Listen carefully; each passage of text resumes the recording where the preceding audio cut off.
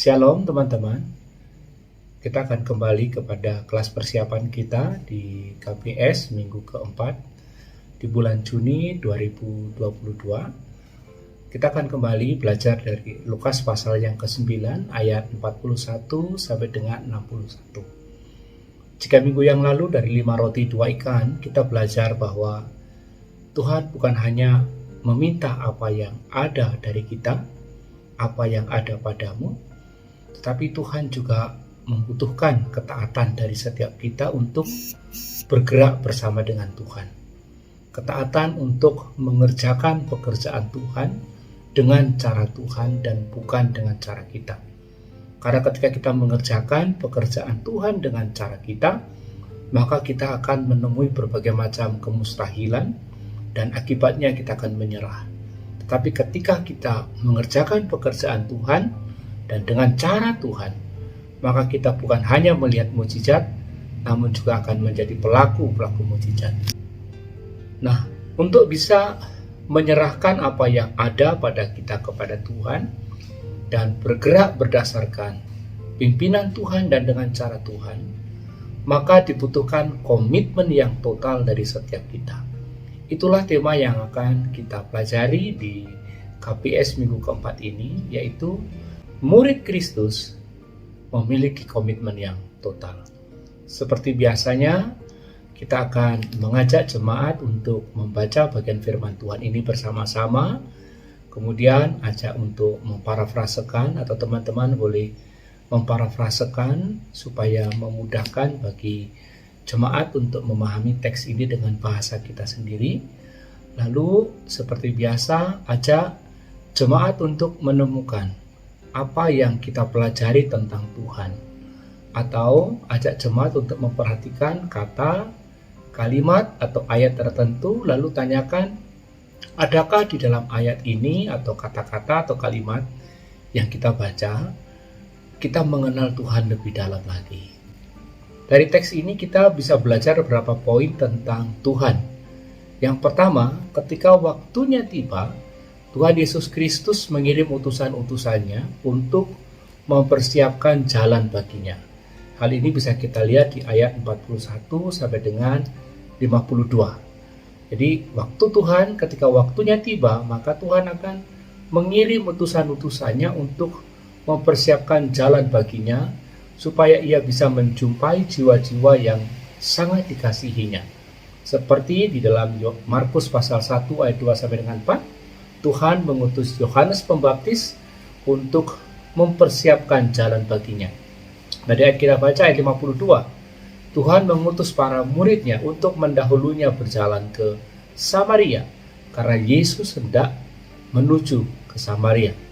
Dan hari ini Tuhan juga bisa memakai setiap kita, setiap orang percaya, untuk mempersiapkan jalan baginya, supaya ia datang kepada jiwa-jiwa yang dikasihinya, umat pilihan Tuhan yang tersesat. Ini kebenaran yang pertama. Jadi langsung kita bisa mengajak jemaat untuk ditantang. Apakah kita mau dipakai Tuhan untuk mempersiapkan kedatangan Tuhan? Mempersiapkan kedatangan Tuhan bagi orang-orang yang kita kasihi, bagi tetangga kita, bagi rekan kerja kita, dan segala macamnya. Kebenaran yang kedua adalah tidak semua orang bersedia menyambut dia di ayat 53. Orang Samaria menolak kedatangan Yesus Kristus oleh karena ia hendak pergi ke Yerusalem. Beberapa alasan penolakan orang Samaria. Yang pertama adalah mereka merasa diri hanya sebagai persinggahan dan bukan sebagai yang diutamakan. Lalu yang kedua, alasannya adalah mereka masih dikuasai persaingan atau permusuhan dengan orang-orang Yahudi, di mana orang-orang Yahudi memiliki tempat ibadah di Bait Allah dan orang-orang Samaria di Bukit Gerizim. Kedua alasan inilah yang membuat orang Samaria ini menolak untuk menyambut Yesus. Lalu kebenaran yang ketiga adalah Tuhan kita itu adalah Tuhan yang independen. Keputusannya tidak dipengaruhi oleh siapapun dan oleh apapun. Respon terhadap stimulus yang ada, misalnya para murid menjadi marah atas penolakan orang-orang Samaria, bahkan hendak menurunkan api dari langit seperti yang dilakukan oleh Elia terhadap utusan Raja Ahasia dalam 2 Raja-Raja 1 ayat 10 sampai dengan 14. Nah, tapi respon Tuhan Yesus berbeda. Oleh karena orang Samaria menolak kedatangannya, maka Yesus Kristus memilih untuk pergi ke desa yang lain. Itu di ayat 56.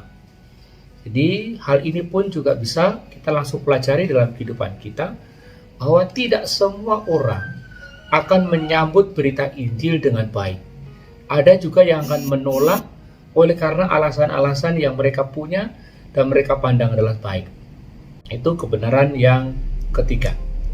Kebenaran yang keempat adalah Tuhan Yesus Kristus menjelaskan tentang harga yang harus dibayar ketika ada orang yang mau menjadi muridnya, yaitu hidup dengan cara Kristus.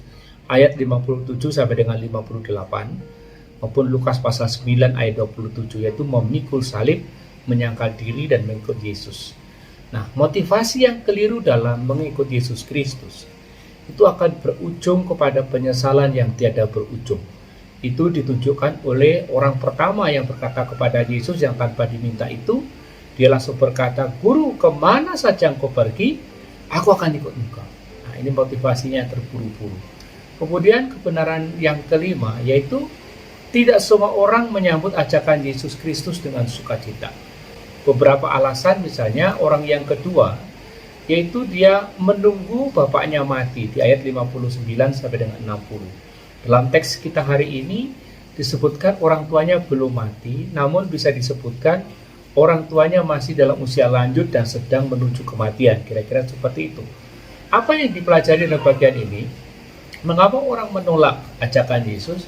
Karena memiliki prioritas hidup yang keliru, yaitu bukan untuk mengerjakan firman Tuhan, bukan untuk mengerjakan perintah Tuhan, tetapi untuk mengerjakan tanggung jawab yang sesungguhnya bukan tanggung jawab yang mendesak dan penting.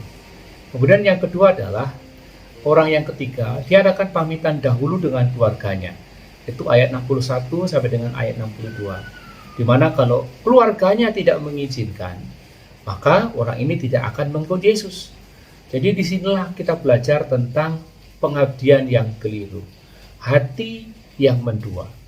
Nah, teman-teman, di bagian ini tidak semua orang menyambut ajakan Yesus dengan sukacita. Ini juga bisa kita explore untuk kita semua juga. Bisa jadi kita tidak bisa langsung berkomitmen untuk melakukan firman Tuhan, untuk segera mengerjakan firman Tuhan, karena kita memiliki prioritas hidup yang keliru. Mengerjakan firman Tuhan bukan menjadi top prioritas kita, tapi hal-hal dunia bisa jadi yang menjadi prioritas kita. Bisa jadi kita menunda-nunda pekerjaan Tuhan, menunda-nunda melakukan firman Tuhan, karena kita membutuhkan pengakuan dan dukungan dari orang. Dan Tuhan maunya kita sendiri yang akan mengerjakan itu. Nah, demikianlah kira-kira kebenaran yang bisa kita temukan. Ada 5 kebenaran dan teman-teman bisa menambahkan kebenaran-kebenaran yang lain. Kemudian kita akan belajar tentang manusia, yaitu tentang dosa, perintah, teladan, dan teguran. Teman-teman juga bisa mengajukan pertanyaan, apakah dari teks yang kita baca hari ini kita diingatkan akan dosa yang harus kita akui, kita diingatkan akan perintah yang harus kita lakukan, apakah kita diingatkan akan teladan hidup yang harus kita ikuti, maupun teguran yang harus kita perhatikan. Tentang dosa, misalnya, kita seringkali memiliki motivasi yang tidak sejalan dengan isi hati Tuhan. Tuhan maunya kita mengerjakan firman-Nya sekarang, namun motivasi kita lain. Kita bukan hanya untuk memuliakan nama Tuhan, tapi kita memiliki tujuan-tujuan yang lain. Kemudian kita memiliki 1001 macam alasan untuk tidak mengerjakan, untuk tidak mengikuti Yesus Kristus dan melakukan firman Tuhan, seperti orang yang kedua dan yang ketiga tadi. Lalu yang keempat, kita suka terbawa emosi ketika ada orang menolak diajak hidup benar dan menyambut Yesus Kristus, seperti yang dilakukan oleh para murid. Dan kita bisa menemukan dosa-dosa yang lain. Nah, silakan teman-teman perdalam lagi. Kemudian perintah, itu saya menemukan ada 2, di mana kita perlu siap sedia menerima penugasan dari Tuhan untuk mempersiapkan jalan baginya. Ini kita belajar dari para murid. Lalu yang kedua, kita harus berani mengambil risiko sebagai bagian yang tak terpisahkan dari ketaatan kepada firman Tuhan. Itu baik pelajaran dari orang yang pertama, kedua, maupun yang ketiga. Kemudian teguran, kita bisa menemukan 3. Yang pertama, Tuhan memiliki waktu kerjanya sendiri. Tugas kita adalah siap sedia bergerak bersama dengan waktu kerjanya Tuhan. Lalu yang kedua, kita harus sadar bahwa Tuhan itu berdaulat. Ia tidak diatur oleh siapapun termasuk oleh kita. Kitalah yang harus menuruti aturan dan kehendak Tuhan. Teguran yang ketiga adalah kita perlu mengoreksi pikiran, hati, dan perbuatan. Apakah sudah memiliki prioritas hidup yang benar, yang mengabdi kepada Tuhan Yesus Kristus dengan sepenuh hati. Kemudian teladan itu ada 3 yang bisa kita temukan. Yang pertama, ketaatan yang segera dari para murid. Kemudian cara Tuhan menyelesaikan konflik, yakni menegur para murid, menyatakan kesalahan para murid, kemudian pergi ke desa lain. Lalu yang ketiga, Tuhan Yesus Kristus menyatakan kebenaran secara terus terang dan apa adanya. Dampaknya adalah hanya orang yang memiliki hati yang sungguh-sungguh sajalah yang pada akhirnya akan bertahan dan mengikuti Dia. Oleh karena itu, saudara-saudara, beberapa komitmen yang bisa kita usulkan adalah yang pertama, mari ajak setiap jemaat untuk mengoreksi dan memperbaharui motivasi, prioritas, dan tujuan hidupnya di hadapan Tuhan. Lalu yang kedua, berlatih mengembangkan sikap yang responsif dalam melakukan firman Tuhan. Tuhan Yesus memberkati kita semua, tetap semangat.